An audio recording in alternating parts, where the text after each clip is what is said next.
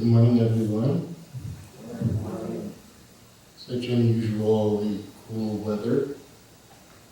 I've been in St. Louis since 1965, and I've never seen an August quite like this. So I'm glad that we're all here today. I'm going to be giving a short talk about a particularly important, somewhat modern day teacher who is no longer alive, but his influence is deeply felt in Chinese Buddhism.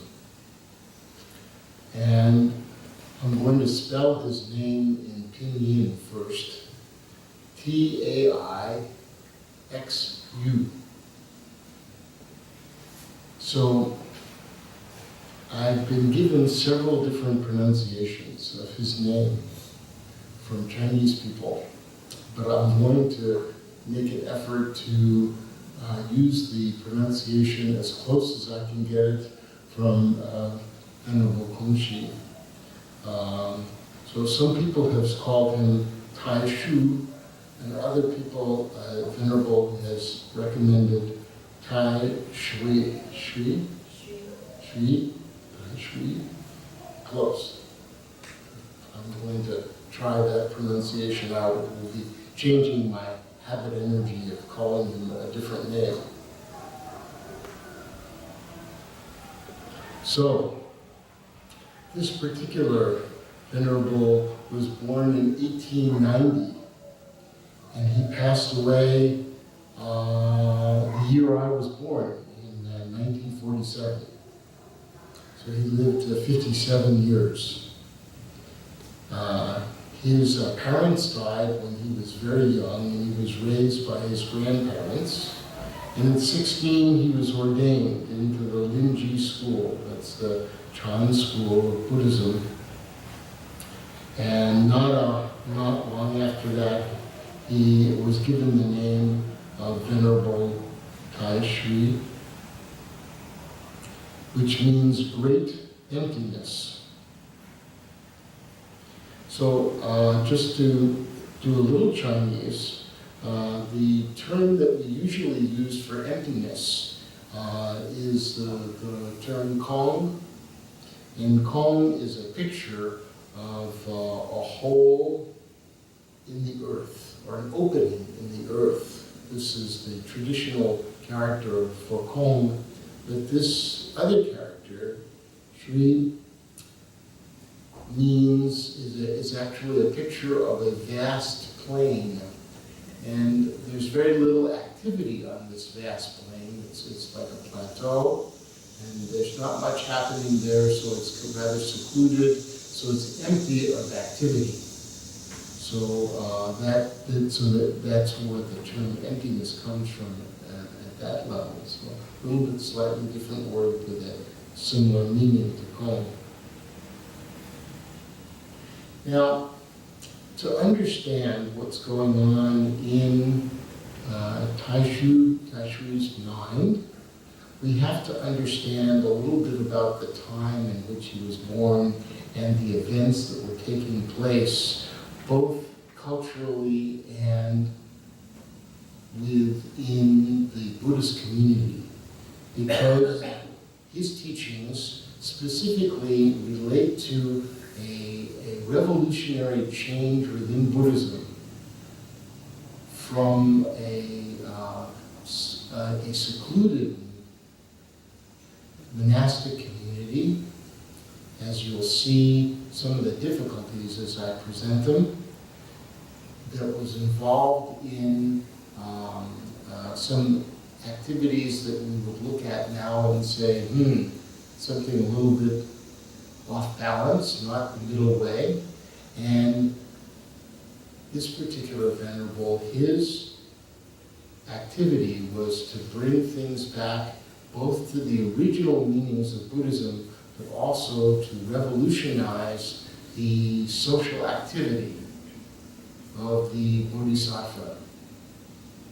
But we need to understand a little bit about what was going on in in Chinese culture first, and then to understand what was going on in Buddhism. So the last imperial dynasty of China was the Qing dynasty. Not particularly a very long dynasty. It only lasted from 1644 to 1912. Oh my gosh. So in US terms, this is much longer than, what we know of in terms of our own, maybe about the same length of time. If we look at this, yes. Almost the same amount of time since the Declaration of Independence to now, so that this dynasty was lasting. And in the 18th century, it was really going great. And things were expanding, and the power of the dynasty was very, very good.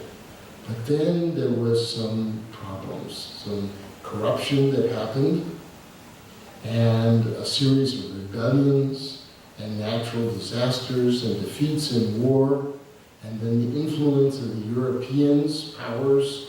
This was weakening the Qing dynasty in the 19th century. We can first look at the first problems happened when the Chinese government was corrupted by the promise of great wealth in trades with the British Empire that was sending a particular crop from India that was being cultivated there over to China. And this was not the crop of tea, this was the crop of opium. So there were a series of difficulties that arose with the Chinese people were very upset that this opium was coming into the country and corrupting the young people and causing so much health problems. So there were two opium wars in 1839 and then in 1856, each of them lasting about 4 to 5 years. And this was about 4 years. And then this weakened the Qing dynasty and its reputation. And then there was, in 1894, there was an invasion by the Japanese, and the Qing government lost this war, and there was a lot of demoralization as a result of this. And they began to see that the Japanese, even though they were a much smaller country, because of the influence of the West, the Meiji Restoration had really been much more effective at modernizing Japan, much better than the movement that was in China at around the same time called the self-strengthening movement. It was not very effective. Then, just a few years later, there was the Boxer Rebellion. Didn't have anything to do with dogs or boxers. And then there was a Wuchang uprising in 1911. By this time, Taixu had already been born. Then, of course, the First World War and the invasion of the Japanese, and before World War II, that led to the period that was started around 1912 to 1949, called the Republican period, under the influence of the great Chinese leader Sun Yat-sen, who was then replaced by Chiang Kai-shek. And then after that, the defeat of the Republican movement, where they had to move from China to Taiwan, and then in mainland China, the communist power was yielded to the group led by Mao Zedong. So lots and lots of changes, as you can see, in this period of time of 100 years. So this is the period in which Taixu lived. Maybe some of you saw the movie The Last Emperor that told a little about the story of the fall of the Qing dynasty and how Puyi was first arrested and put into re-education, and then when the Japanese came in, he was taken out and propped up as a kind of puppet government. And then after that, he was again taken down. So this was lots and lots of troubles that were going on during this time. So as Venerable Taixu was growing up, he became interested in what was going on in Buddhism. And what was happening in Buddhism in China was kind of a mirror of the difficulties that were going on in the culture at large. And many people, seeing the insecurity of what was going on financially, figured out that if they became Buddhists, and particularly Buddhist priests, that they could charge a good amount of money to help bury the dead. Because this became a way of people offering merit. Because in China, there was a tremendous amount of superstition practice that was left over from the earlier periods where people had all kinds of unusual ideas about the invisible world and how the invisible world worked, and how if you did certain things, you could pay off certain deities, etc. And this became a very strong superstitious underpinning. And so when someone passed away, people would give large amounts of money to the Buddhist priest in order to prevent the person from having to go to a bad destination in the afterlife. So there was this kind of exploitation of Buddhist principles. And I don't know how well practiced or trained many of these monastics were, but I assume that some of them kind of went through the online course of Buddhist training, and they didn't really get the full understanding of Buddhism. So there were lots and lots of monastics walking around, portraying themselves as Buddhist teachers, preying upon this very strong superstitious movement. Now, if you want to understand what was going on in China during this time and its influence on the venerables at that time, there is a book about Taixu by Don Pittman called Toward a Modern Chinese Buddhism. This book has a lot of small print. Very scholarly work, but I think it covers a lot of detail in this area for those people who would have a strong interest in this. So Taixu, seeing all of this, decided that he needed to go into seclusion and perfect his own practice, which he called the practice of piety, of humility, of correct moral values. And so for 3 years, starting in 1914, he went to Putuoshan, an island off the coast of Shanghai, which we know has many statues and temples devoted to Guanyin, compassion. So he practiced there for 3 years.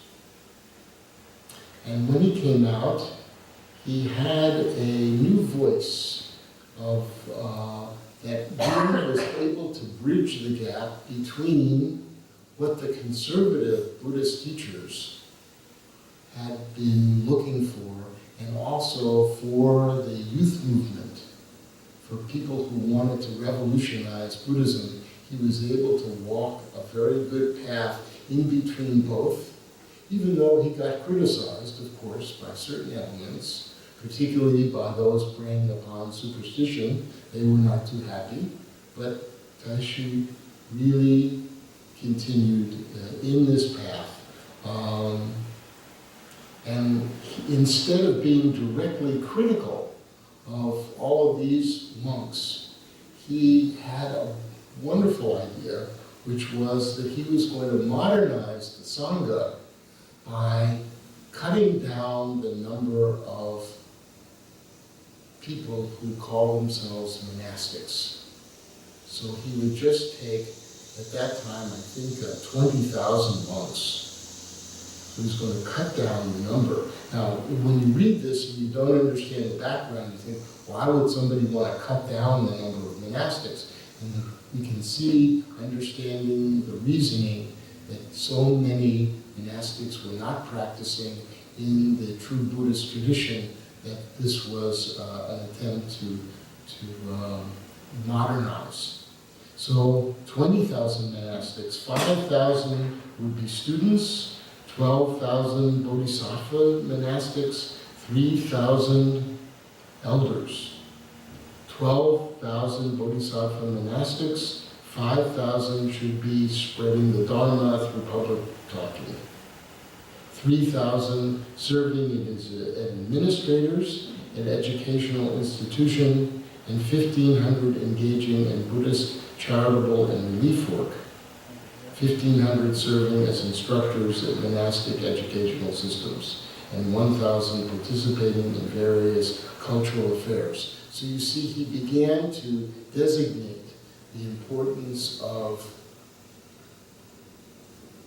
seeing how each person could develop along their own path, but to be really focused in a specific way to be able to help the community. So much of this was related to becoming much more involved socially and being able to communicate within the community, not just of the Buddhists themselves, but also at large. So Taixu was interested in developing what was called Pure Land, but not Pure Land as in the Pure Land school that I'll talk about in a moment, but this was the Pure Land in the here and now, that we need to create this world in which we live. We need to change that into a pure land. So this kind of resonated particularly among those who were of the more faith followers, who were practicing Pure Land Buddhism.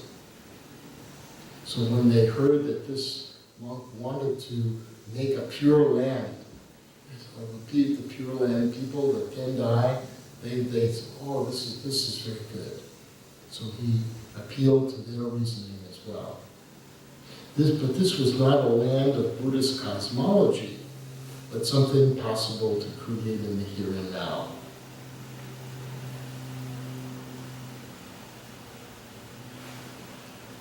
So, in the Buddhist cosmology that had been developed to kind of explain the afterlife, there was this movement called Pure Land Buddhism that talked about this Western paradise, and that if you had earned enough merit, you could go to the Western paradise. Now, for those people who study Buddhism well, we know that this is not a problem if this takes place, if a person is born in the Western paradise, but this is not the goal of Buddhism. So the Buddha of the Western paradise, by the way, it has a name Amitabha.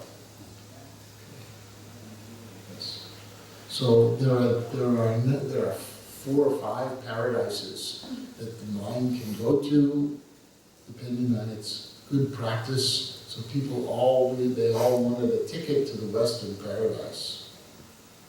So sometimes maybe you'll come here and you'll meet a person maybe probably a Chinese person who will put their hands together and they will say to you, Amitofo. Maybe you've heard this. It's about Amitofo. They're not wishing you that you would have good tofu. I believe this. At first, when I first heard this the first few times, I thought, oh, they're telling me I'm going to have tofu for lunch. What a great idea. Thank you. Oh, thank you. But this fo is Chinese for Buddha. Amitofo is the Amitabha Buddha. This is the Western paradise. So when people are saying this to you, they're giving you a greeting saying, may you find your good destination, may Amitofo be in your heart. So this is the meaning of this. This is the Buddha of limitless light. Yes.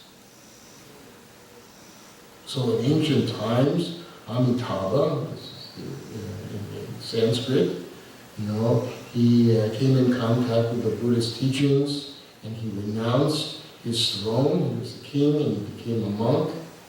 His name was Dhammakara, and he resolved to become a Buddha. And in this way, he came into possession of the paradise that we would then call his name. And so people could be born into this. Yes. And he had a series of 48 vows. And vow 18 and 19 are a big deal. These have to do with the vow that I will not enter into nirvana until all beings have attained enlightenment. These are the basic underlying meanings of vow 18 and 19 of the Amitabha practice.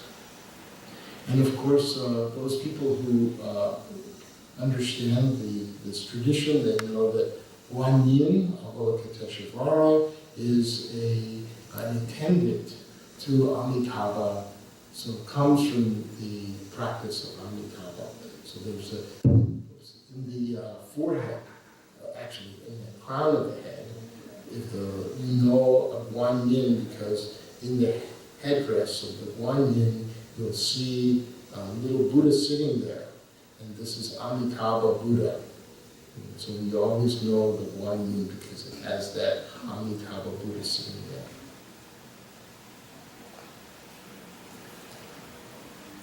But those people who really understand Buddhist practice well know that the goal is to attain nirvana, and in nirvana there is no rebirth.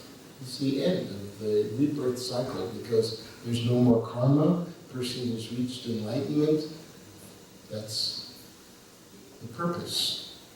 But I think that for people, particularly who are practicing in a superstitious way, and also just regular lay people, the idea of having a choice between being born in paradise and being no rebirth, this was kind of scary. So the idea of being born in a paradise was much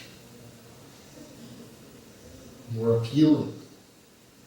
So this gave a lot of emphasis and encouragement to those people to enter into practicing Pure Land Buddhism, which was based on the teachings of the Lotus Sutra, but in fact probably not in a pure, they would call themselves Pure Land, but still some misunderstandings perhaps, particularly of this subtle point. This winter, we don't have Dharma talks here or a study group here, but we are going to, I believe, it's been proposed that we will, in Chesterfield, have a meeting once a week where we will study the Lotus Sutra this winter, during the winter retreat, December into January and February, weather permitting.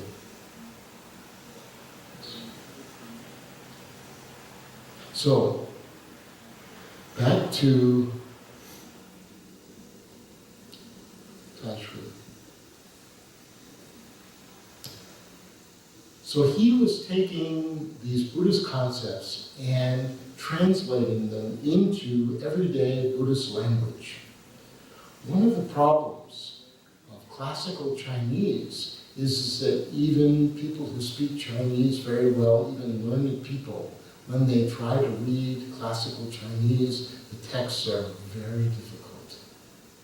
Let alone for people who are not well versed in Buddhist concepts, who may not be so learned. These texts were almost impenetrable. Don Pittman says that to be able to gain access into the ancient Chinese texts is just as difficult as it would be for a modern-day person to study Latin or Greek versions of the Bible. It's that difficult. So not only did he put things into daily language, but he also was focused on using science as a way of trying to help people understand the meaning that the Buddha had. So when science began to be able to penetrate into what was going on inside of water, for example, and that they knew that there were bubbles, and inside the bubbles of the water there were microbes, and you could see those, Taixu emphasized this is like the teaching of the Buddha, who said that inside of the object is something smaller. Inside of a bubble there are microbes, and there are 84,000 microbes in a bubble. And inside of this world there are many, many other worlds. So he also said that even though science was a good support, a good way to understand the world and to understand the Buddhist teachings, still you need to practice. You can't just rely on scientific information. You need to be your own scientist and study your own mind.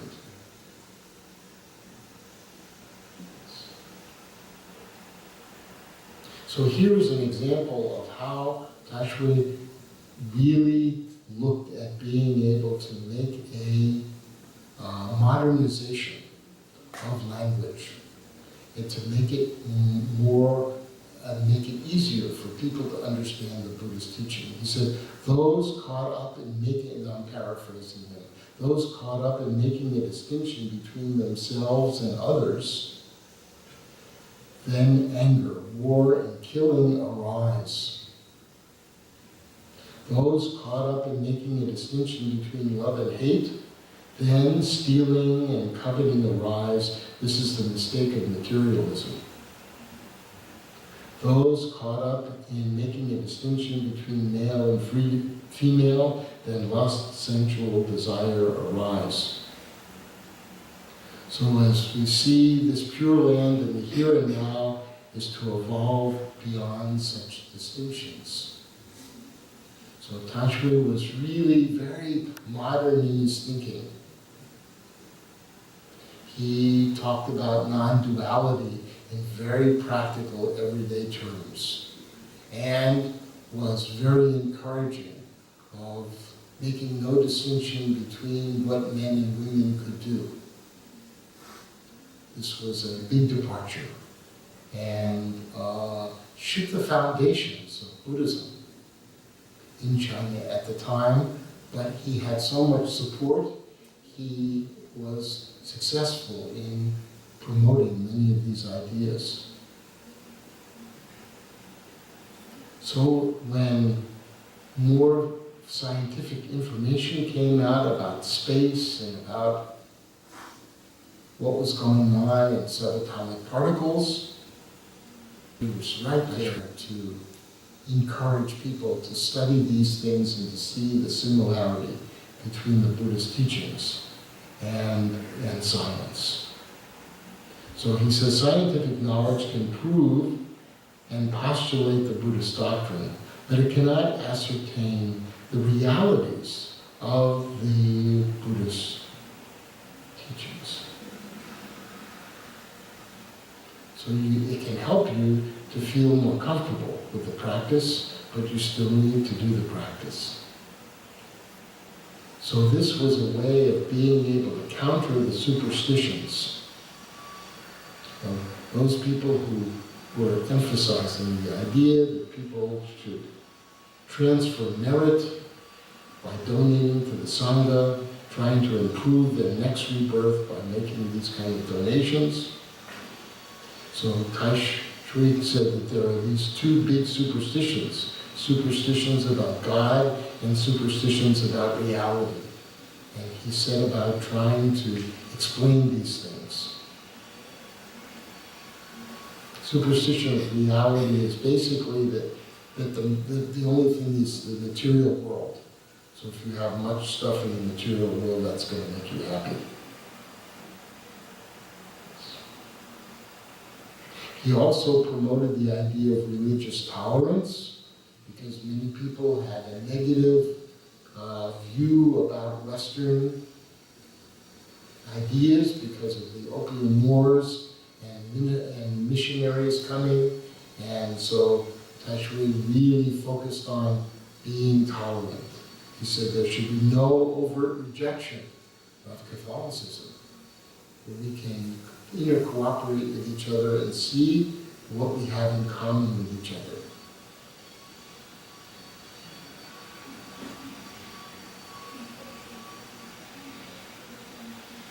So, Venerable Taixu re-engaged the Bodhisattva path to include socially engaged practices, part of combining compassion and wisdom. He encouraged responsiveness to social issues, such as poverty, healthcare, disaster relief, and caring for the elderly. But because of his own period of time in which he lived, he didn't get to see this really take root. He believed that his attempts to revolutionize the Dharma were not going to succeed, that the institutions were going to revert back, and particularly because of what happened with the failed Republican Revolution and the takeover by the Chinese communists, and then that led to people having to flee mainland China for Taiwan. Much of the transformation had to be carried on, that he had started had to be carried on by the next generation. So who were the people who studied with Taixu of the next generation? Well, one was a person by the name of Venerable Taixu, who died in 1977, and his influence is mostly in Taiwan, but one of his students, also someone who studied with Venerable Taixu, his name was Venerable Xiankuan. Now, anyone who has become involved in Chinese Buddhism in the United States knows about Venerable Xiankuan and his teachings as part of Dharma Drum. It started out in a small community in the Bronx, and now has had tremendous impact because he's written so many wonderful books explaining the true meaning of Buddhism in such a positive way. So we owe a great debt of gratitude to Taixu because of this one student, Xiankuan. But in addition to that, one of his other students' name was Venerable Yinshun. Now, anybody who has been spending time here at Maba knows that Venerable Yinshun is very, very important, and we study his works here at Maba, and particularly a book called The Way to Buddhahood. And I think that after we finish in September the round of teachings that we're doing, we're going to encourage those of us giving talks to give a series of talks just on Master Yinshun, on his giving a little bit of insight into the way of Buddhahood. At least we're talking about that. We'll see if that happens. So Venerable Inchun is very dear to Master Jiru. And another person who studied with Venerable Taixu, his name was Venerable Mo. This was Master Jiru's precept. And this is the tradition that we follow here at Mala. So you can see lots of influence from Venerable Taixu, and much of his stuff is not translated into English, just a little bit in pieces here in Don Pittman's book. But we should be very happy that this fine Venerable was able to do as much as he could to bring socially engaged Buddhism to the front. And now so many Buddhist teachings, regardless of their tradition, are actively involved in doing things that are benefit to the public, not just involved in just being isolated. So I thank you for your kind attention today. May all beings have happiness and the causes of happiness. May all beings be free from suffering and the causes of suffering. May all beings never be separated from the altruistic joy which is free from suffering. And may all beings dwell in a great equanimity which is free from attachment, aversion, and those biases and prejudices that are rooted in them.